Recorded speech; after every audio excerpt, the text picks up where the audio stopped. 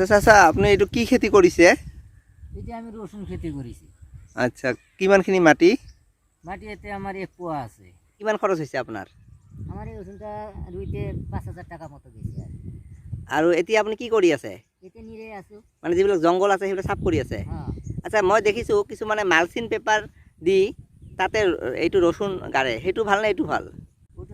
ওইটার থেকে একটু ভালো, কিয়?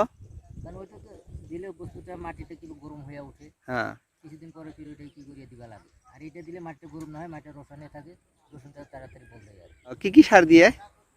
আগত তো দিছো ডিপি, ইউরিয়া, পটাশ। এই খেতিটোত আপোনাৰ টোটেল খৰচ কিমান হ'ব? টোটাল খরচ আমার প্রায় 8-9 হাজার টাকা যাব। আৰু লাভ কিমান হ'ব? এতিয়া যদি ঝড়ি বৃষ্টি না হয় ভালদরে তুলবে পাম, এতে আমি 17-18 হাজার টাকা বেচা পাই না, 7-8 হাজার টাকা লাভ হইব। কিমান দিন লাগিব এইটো খেতিত উঠোতে?